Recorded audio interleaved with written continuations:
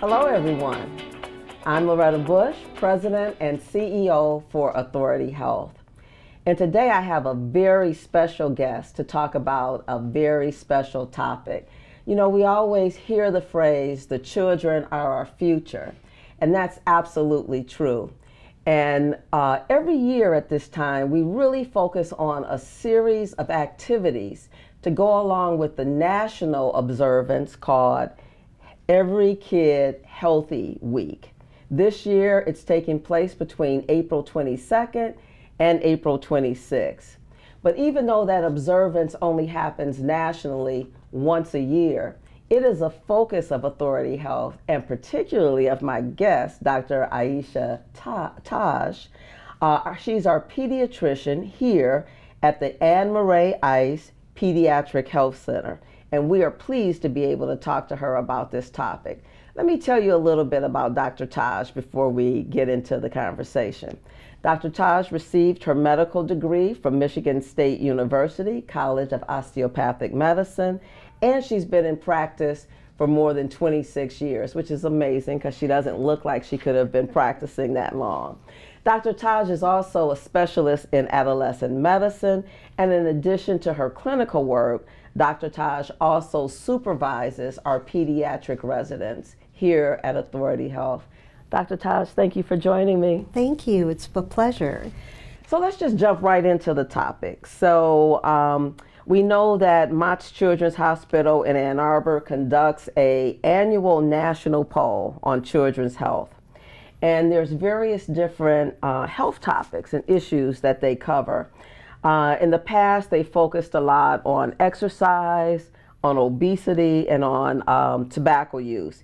In 2017, and probably is no surprise to our listeners, these topics were replaced by topics such as bullying and cyberbullying, violence, school violence, and depression. But there still is a concern for things like healthy eating and all of those kinds of things. Tell us, what do you make of all of this change towards bullying and cyberbullying and depression? What do you make of all of that?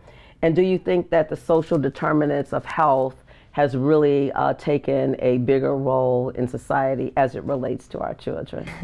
Yes, no, I absolutely agree and would say that this is an accurate reflection of what we are seeing in our clinics. And part of it is not surprising. You have just the mere fact that there is rising costs for supporting a family, whether it be from gas and transportation to food insecurity, also world events. And let's not forget that we had COVID a few years ago, and is still here in many ways. And not to mention social media expanding into every aspect of our lives. And that has led to children feeling more isolated, and those have, I do believe, made the social determinants of health more of an issue than it has been in the past. Absolutely. So can I stay on the bullying just a little bit longer? Absolutely, so are yes. we seeing more of that when the patients that come here to the Mare Pediatric Health Center, are we Yes. seeing more about bullying? Are the young people talking to you about bullying? And at what ages are you seeing it start? An excellent question, and I love that you asked that because I think it's two issues. One is definitely bullying is on the rise, and the other thing is that I feel that as clinicians we are getting a little better trained to recognize bullying and even the precursors before bullying begins. So that's where you know, a parent who tells me that their child has been doing fine in school and all of a sudden is fighting all the time with their brother or sister, I always say the first place to look at is school. What is going on? So definitely bullying is one of the biggest issues, and that absolutely spills over into physical health. When you have a child who's being constantly bullied, they may not come in and say, I'm being bullied. They'll say, I have chronic headaches, I have stomach aches. A parent will say, I don't know why, they're fine during the weekend, then Sunday night comes and that stomach ache comes right back. So it's a great question, and it does not always present in the most obvious way. Absolutely. And that kind of dovetails into my next question. So we see individuals here from birth until about 18, 19. Correct. Yes. So what are some of the major issues that you're seeing throughout that span? Yes, you know, we are like many other clinics. We have acute care visits, so we see kids for, you know, anything for a fever and earache to chronic illnesses, as well as for well child exams. And we always try to say that we are a patient-centered medical home. Yes. We want to be your home, and I always tell parents that, you know, we do even same-day sick visits because rather than having your child sit in the ER for 4 to 5 hours, I'd rather you come in here where we know you, we know what your history is, and we can fit you in. So some of the major issues we do send, I would say, are about 4 broad categories. One would be just general developmental delays. Okay. It's very interesting that we're having this Healthy Kids Week interview this week because this is also Autism Awareness Month. And I am definitely seeing parents very concerned. They're suddenly finding people they know or you know, on the rise with autism. So they are starting to come in and say, you know, my child isn't talking like the other kids. Is that normal? And many times autism will not present in the most obvious ways. Sure. A lot of times a parent will say, I don't know if my child can hear me. I wonder if they have an issue with their hearing, or they don't really, you know, they're very picky appetite. I had one child who the mom was saying the only foods this child will eat is foods that are white in color, you know? Yeah. Is that normal? So those are one of the types of you know, conditions we see. Another one, just like you mentioned before, is obesity. Yes. Obesity is definitely on the rise, and it is sort of a double-edged sword because, yes, obesity is on the rise, but we also have eating disorders that are on the rise. Sure. How do you navigate this territory? So what I always say to parents and children is that when we talk about obesity, it has nothing to do with how your child looks. Your child is perfect as is. There's nothing to fix. The reason we bring it up as clinicians is because of the increased risk for heart disease and diabetes. And if there's a family history, we want to talk about that. And that way it shifts the narrative that we're not looking at a number on the scale. Right. This is one of the biggest reasons why I love being a pediatrician, is because we can affect habits early on in life, good as well as bad. So even telling a child that you are perfect, we just want to see you every few months, just to see what changes have you made. That will be far more effective than putting your child on a very restrictive diet that causes yo-yo dieting, and then that leads to eating disorders and body dysmorphia. So that's one of the other ones. Another one, which I'm sure we'll talk about more in detail about, is behavior problems in general. Sure. And that can be as simple as something as your child is not getting enough sleep, to unrecognized mental health issues or substance use. And finally, another area that we do see and try to address is literacy.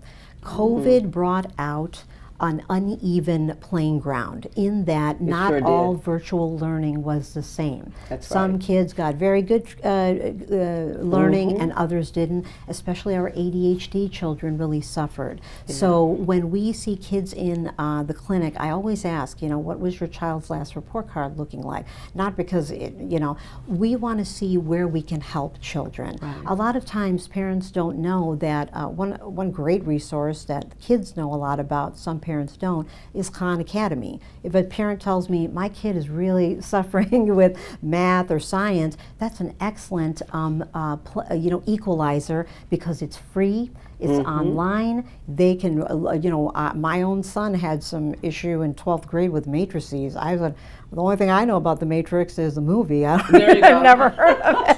And I watched a 20-minute video on Khan Academy, and I was able to help him. So helping kids, you know, this is called Khan Academy? Khan Academy, K-H-A-N Academy, and it's wonderful. And it's free and it's online? Free and online. And I am currently looking for something where we can help kids with literacy, you know, reading comprehension. You're probably well aware that Michigan does have, or had,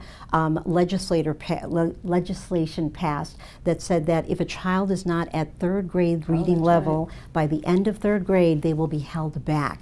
And that can really do a doozy on a child's oh my God, we self-esteem. saw the stress of that in one of our school-based clinics, just how stressed out that those third graders were when it was time for their standardized testing. Exactly. And one thing I tell parents is, because I do understand this, my own child, she was good at reading, but she just didn't like it. Okay. And it was like a chore and a punishment. Yeah. So I found a way, and I've shared this with families, that when it comes to your child reading, let the school work with context clues and reading and this and that. But when you're at home, see if you can just put 5 to 10 minutes every night, or almost every night, where you are reading to them. And this is the key thing, is try to pick books that are 2 or 3 grade levels ahead of what they are. And parents look at me like I'm crazy, like, why would we do that? And I say, the reason is, you're not making them read, this is a wonderful, warm, and loving moment with you and your child. It's a great experience I got together. my daughter her favorite little Barbie cup and cuddled up with her, and I specifically chose like the Nancy Drew series. She was in first grade at the time. Okay. So, and I picked the old series, not the newer ones where they dumbed down the vocabulary. But, and she was very, hesitant. You're going to make me sound it out. And I said, I promise I'm not going to do that. Exactly.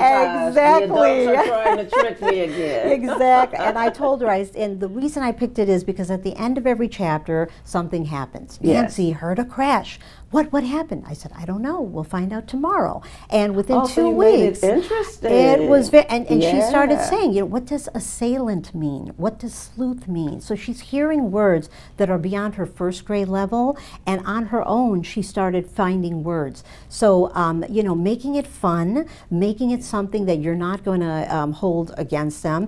And I even said, once you finish the book, let's have a Nancy Drew party or a themed party with your friends and make it fun. So, getting them into a spring library summer reading program where they get a free ice cream cone if they finish so many books. I knew this was going to be one of my favorite interviews, because I don't really have to say anything because Dr. Taj is so amazing. But I will say this, is that this is why we're seeing the great results with our patients here at the Mare Ice Pediatric Health Center. And so Dr.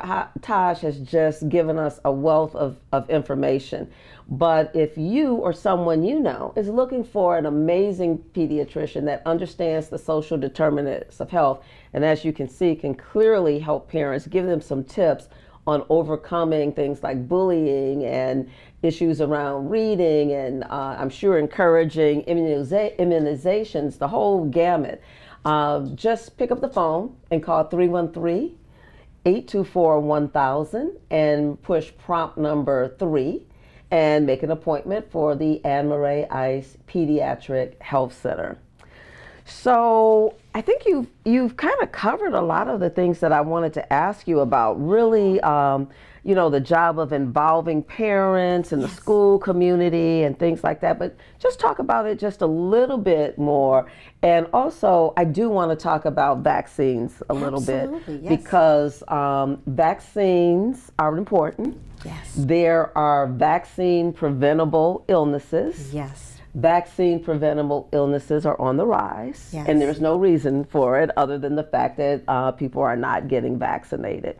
So let's talk about that, and give us your impression of that and what you do here to help to overcome vaccine hesitancy. Yes, that's a great question. And I, as a pediatrician and as a parent, strongly believe in vaccinations. They are effective and they keep the entire community safe. Absolutely.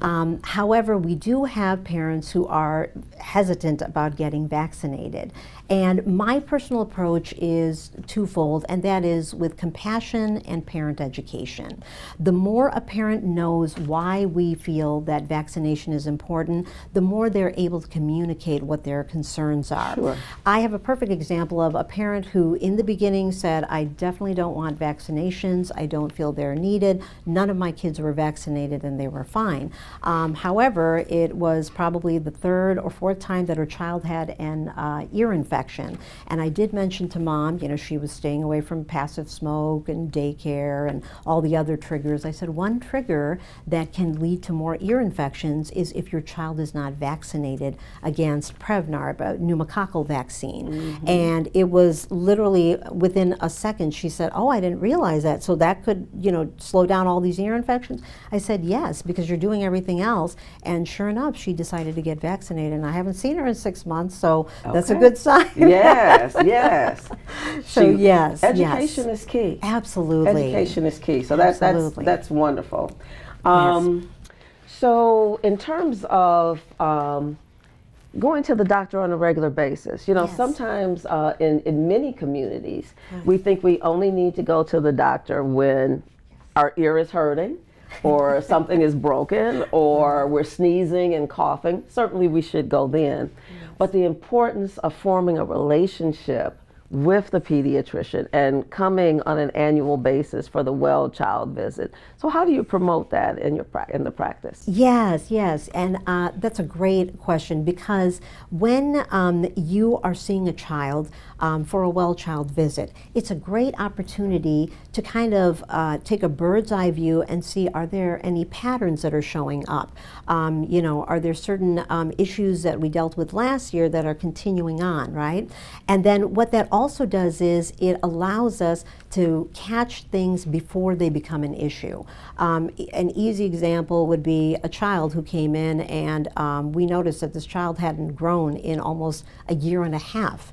And when I asked Mom, you know, have you been noticing that you've had to buy new pants? She was like, no, you know. And sure enough, we did some tests and studies and we found that he had a growth delay. And it's so important with kids because before they reach puberty, we want to catch them, because once they reach puberty, that makes it a little bit more difficult to treat. Okay. So that's one thing. Another thing is that, like you said, we are able to advocate for your child, because I'm sure a parent can go and get a well child visit at an urgent care, and that's fine. Right. But you know, I had a child who was being bullied at school, and he had such intense anxiety that I went ahead and said I felt that it would be good for him temporarily, until his anxiety was under better control with medication and counseling, to get him into virtual learning. And I also wrote a note to his landlord. They didn't allow pets, but he really loved cats. And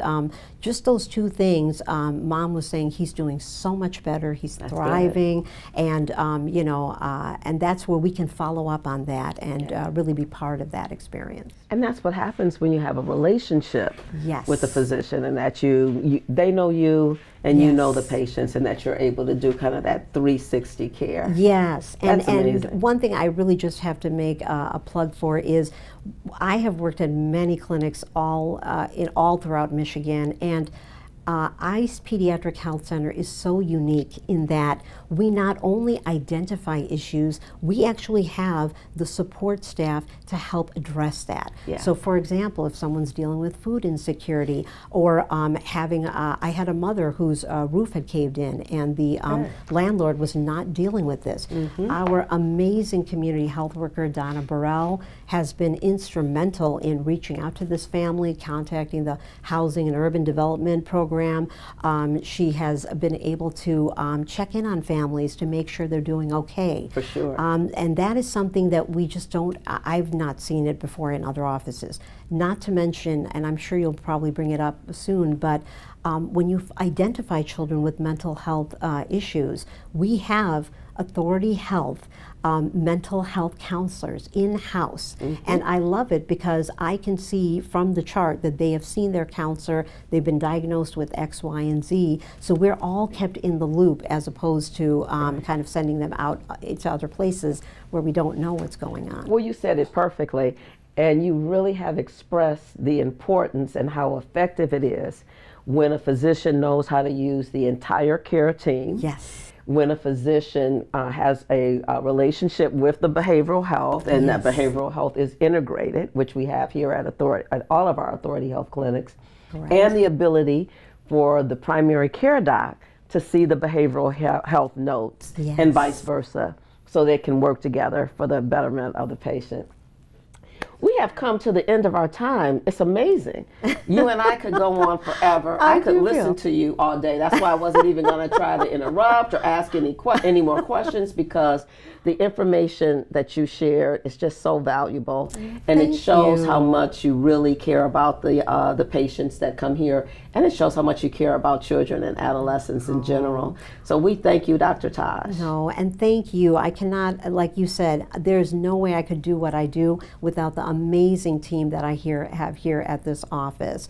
Sonja, Mariah, all our staff are so helpful, and they literally love these kids, you know, as much of our own. So thank you, and Ms. Bush, for providing all the support that we need. It means the world to us. And I'm speaking not just on my behalf, but from Dr. Ice as well, who makes it easy to offer telemed appointments as well for parents who can find it hard to come in. That's a wonderful option that we have available as well. Well, there it is. Now, you know, I usually always end with knowledge is power, so I'm going to say that. But also, Dr. Taj talked about loving the kids. And so today I'm going to end with love always wins. So let's just focus on that during this Healthy Kids Week. These children are our future. But love is also an action word, y'all. So when I say love always wins, that means we make that appointment, we take our children to the doctor, and that we make sure that they have the best possible start. So with that, I'm going to say farewell, and I'll see you next time.